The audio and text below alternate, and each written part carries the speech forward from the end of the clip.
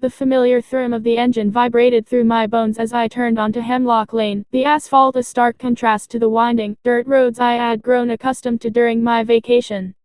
3 glorious weeks spent hiking with my parents in the Redwood National Park, a complete digital detox and a much-needed escape from the mundane.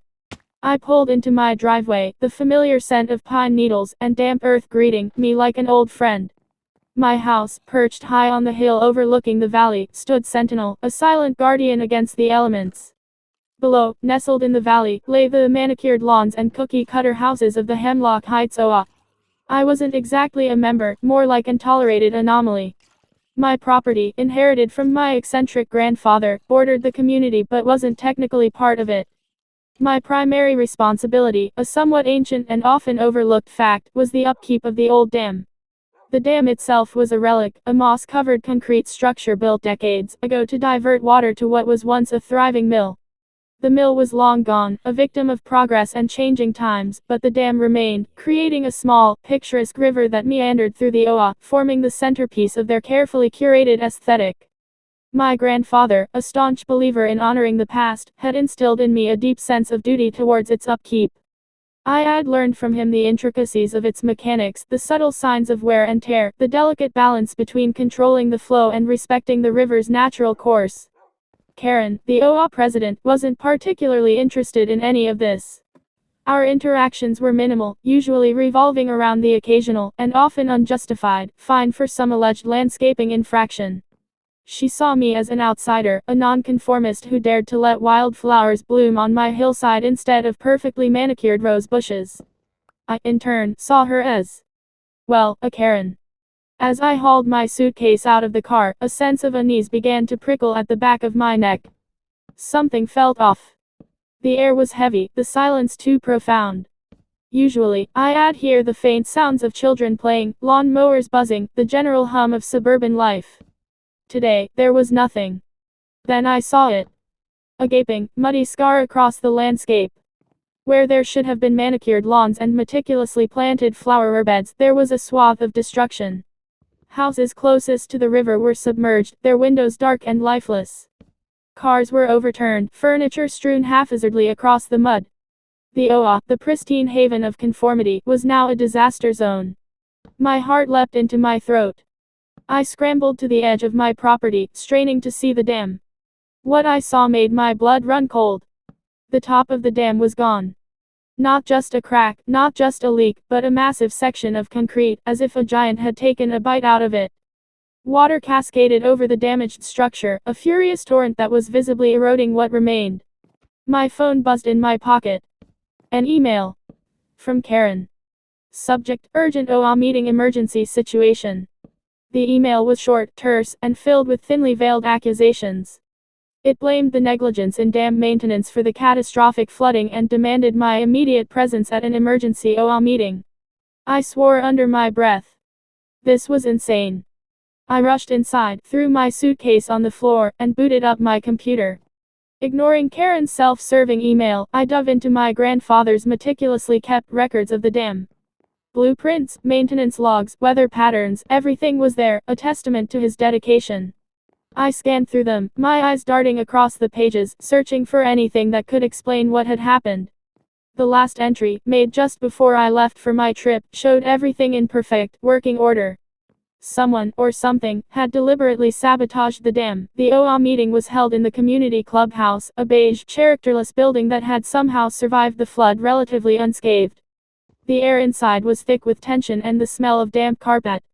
Residents, their faces pale and haggard, huddled together in small groups, their voices hushed and anxious. Karen stood at the front of the room, her expression grim, her power suit slightly rumpled. As I entered, all eyes turned to me. The silence was palpable, broken only by the occasional sob. I could feel their collective resentment, their unspoken accusations. Karen cleared her throat. "Mr. Ashton," she said, her voice laced with ice. "Thank you for finally joining us. Perhaps you can explain the situation." "Explain it. You think I did this?" I retorted, my voice sharper than intended. "Well, you are responsible for the dam's upkeep, aren't you?" A voice piped up from the crowd. It was Mrs. Henderson, the self-appointed neighborhood busybody. And you haven't exactly been forthcoming with information, have you? Karen added, her eyes narrowed.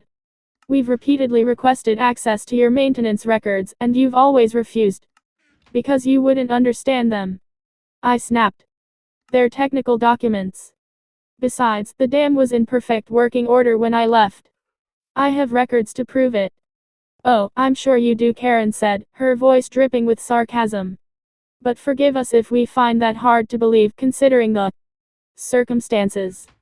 I took a deep breath, trying to control my rising anger. Look, I understand you're all scared and upset. But blaming me isn't going to solve anything. This wasn't an accident. Someone deliberately damaged the dam. A murmur ran through the crowd. Sabotage? That's ridiculous, someone scoffed. Is it? I challenged. The damage is too extensive to be natural. And who would benefit from flooding the Oa? Karen glared at me. Are you accusing someone in this community of deliberately flooding their own homes? I'm not accusing anyone, I said, but we need to consider all possibilities. Ignoring the possibility of sabotage is foolish. The meeting devolved into a chaotic shouting match. Accusations flew, tempers flared, and the whole situation threatened to spiral completely out of control. Finally, I raised my hands, silencing the room with a frustrated roar. Enough! I shouted. This isn't getting us anywhere. I'm going to inspect the dam. I suggest you all contact your insurance companies and start thinking about cleanup. Once I figure out what happened, I'll let you know. I turned and walked out, leaving the stunned silence in my wake. The inspection of the dam was even more disheartening than I had anticipated. The damage was extensive, and the more I looked, the more convinced I became that it was deliberate. The concrete had been weakened in strategic locations, almost surgically precise. Whoever had done this knew what they were doing.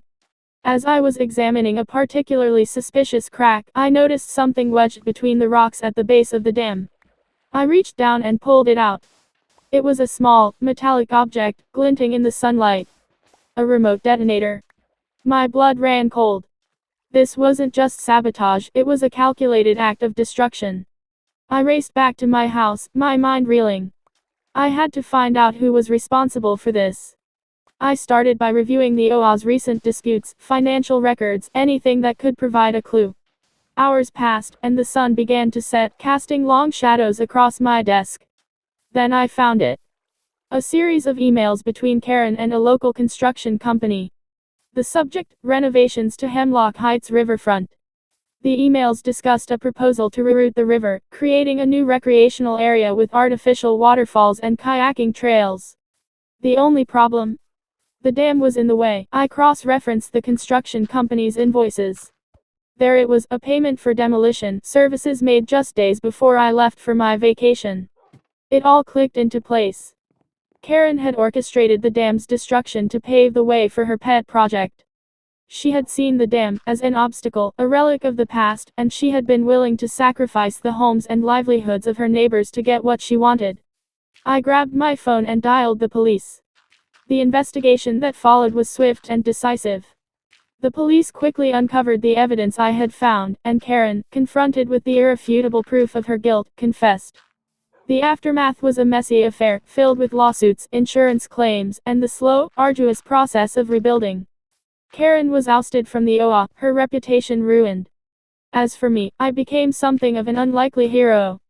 The OA, humbled and repentant, offered me an official position on the board, an offer I politely declined. I continued to maintain the dam, overseeing its repairs and ensuring its safety. The restored river flowed once again, a symbol of resilience and the enduring power of nature. The experience taught me a valuable lesson about the importance of vigilance, the dangers of unchecked ambition, and the unexpected ways in which we are all connected. And, perhaps most importantly, it taught me to never underestimate the lengths to which a Karen will go to get what she wants.